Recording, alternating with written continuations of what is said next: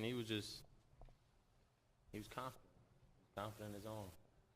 And you can see it with the throws he was making. He was confident in his arm. He was confident in his receivers. And, you know, that's what we're trying to build on. You know, just getting that confidence between him and us and, you know, letting him be able to just rip it out. Like that last drive, does he talk a lot in the huddle? Is he quiet? Is he animated? Does he talk a lot? Nah, man. Jared, he's a man of a few words, you know, but it's more of his eyes and just body presence that you can feel he's locked in, you know, and guys can feel that.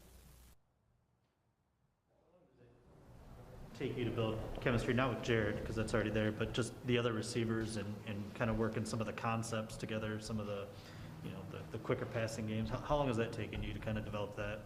I tell you, with these guys, it didn't take long at all. You know, I mean, with Saint and Leaf, I mean, you know, they're just smart dudes, man, and you know, easy to work off of. You know, they let me know any little details that I'm missing. I mean, they're great dudes, man. They're helpful and great players. I mean, just being a rookie, you know, his demeanor seem like a rookie? A lot of people say he's a little wise before his years, but like, does it seem like he's a rookie this year, or is he playing a little more? Honestly, if I didn't know he was a rookie, I would have never guessed he was a rookie. I mean, I never actually told him to his face, but he's like a little bulldog, man. I mean, you know, you get him in everything. You know, you mess around, line him up in the backfield, and hand the ball off to him, and he'll make a play for you. So, you know, I love his game and see what he's gonna do, you know, in the future. It's crazy because you know, I keep telling people this. I mean, he reminds me a lot of Robert Woods, and just how they play and presence they bring to the field. I mean, it's awesome to see. Dan told us a lot of guys have the flu. How light of a crowd is it in there? It was light today. It was light, yeah. A few extra reps for you. Luckily, we held off a little bit. Got some routes on air and stuff. Taking any special precautions? I mean, obviously the structure of the day is one, but anything else that you do to make sure, you know, people get it? Man, get a couple suture shots, you know, them ginger shots, keep immune system up. You guys good? Just one other thing. First win. Got a few more of these games left. So, just what sort of stepping stone can that be? What sort of building block can that be? You know, to going forward the rest of the year, I guess. Well, you know, now we know how it feels to get over that hump. You know, to actually win a game, and you know, and it didn't come easy. You know, I mean, we actually had to go and fight and win that game. So, you know, I think that just shows a lot of resilience that the team has, and I mean, ultimately we know how it feels now. So, you know, it only goes up. Got to keep that feeling. What did you do on that final play when you see St. Brown have all that cushion? What's going through your head? Man, I didn't even see because I was running the route on the backside. On the backside, man, I just seen the ball get released, and then I kind of lost Saint for a minute, and then I hear the crowd go, and then oh man, I just lost it, man. It was awesome. It was an awesome feeling. Thank y'all.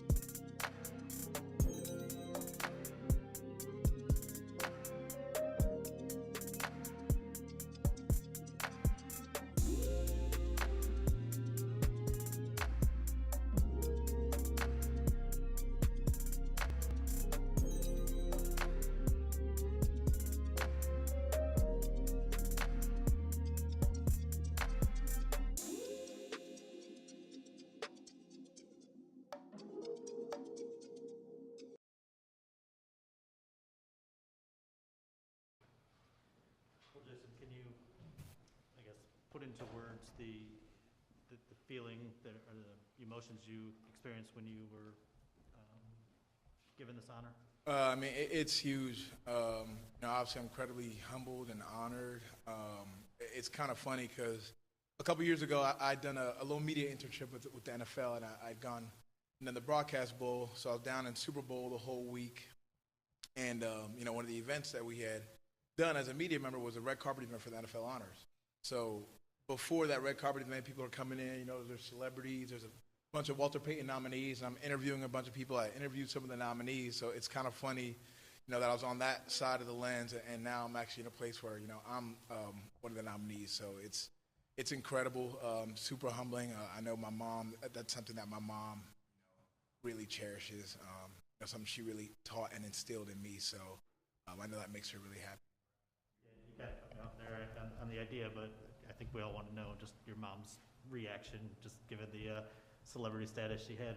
Yeah, she was overjoyed. Obviously, I think for her, I think it's really just a fruition of all the things that she taught me. It's all just coming into fruition. All the things she taught me, the way that she raised me, the kind of man that she wants me to be. All those kinds of things.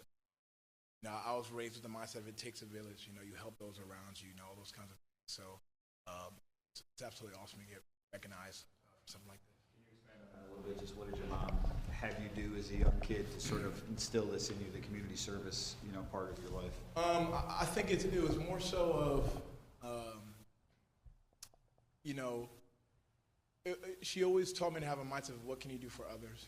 Not what can people do for me, but what can I do for others. Now, I'll give you a quick example. I shared this on a post on social media the other day, but it was like my sophomore year of high school or my junior year, and I scored 5 touchdowns against like a rival high school. I had a huge game.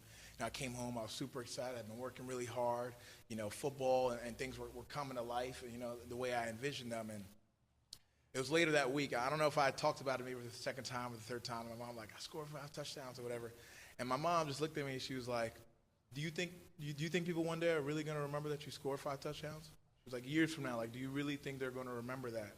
And it made me like really like stop and think. And she was like, the things that people are going to remember about you are how you made them feel and how you treated them. And that day, that really like hit me, of like, football and being great at this and being at this level and like all that is awesome, but it's really what you do with it, that's really going to make a lasting impact. It's really going to matter in 100 years from now, so that hit me really hard. Some of the extra service that you've done have been in the actual inner city doing kids, kind of touching those kids as well. Why is that important though? Because a lot of people, when they give back, it's to kids that don't really need it as much, but for you, in the sense of doing that, why is that important? Absolutely. I mean, it's huge, especially in the inner cities. These schools, they're going through all kinds of stuff from not having, enough money, enough fundraising, enough resources and stuff like that. So, anytime we can shine a light on schools like that, because, those kids are just as bright. All they need is opportunity. All they need is the same level of resources to have those kinds of success. So to be able to work with a school like Davidson, in downtown Detroit is absolutely huge for me. And those kids are amazing. And, they light up every time we walk in there. Anytime they see me, anytime I'm doing a Zoom reading session with them, whatever it is, they're super excited. They want to learn. They want to be better. Working with that school means the most to me.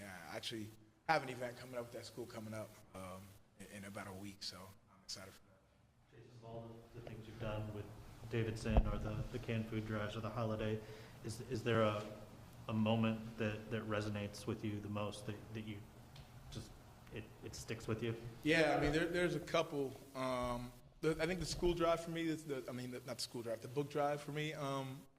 Going into the summer, I think was really huge and really special. The kids really loved it. We got there and the kids were like, "Are you guys real Lions players? Like for real? Like you guys NFL players?" They were so excited to see us. We were able to get really organized. We had different books for each grade, and we were physically handing them, to the kids as they came out, class by class.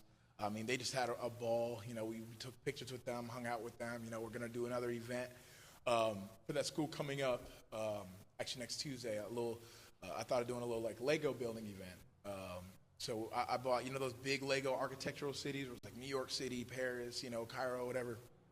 And we're actually going to go to the school and hang out with them for a couple hours and build the Legos with them. And I thought that would be a really cool idea, just a nice little hands-on activity, people don't understand. I mean, these kids have been going through a lot over these past couple of years with COVID and not having to be at home and learning virtually and, losing interest in school and in some cases. So anything I can do to give them another reason to be excited to come to school, whether it's events or, whatever the case may be, I think it's huge for them. Like the story you told about your mom, saying 5 touchdowns or what are people going to remember you for? How did that shape you, I guess, going forward? Like, did you immediately then start to, dedicate your life to the service? I mean, did you start, was there something you did?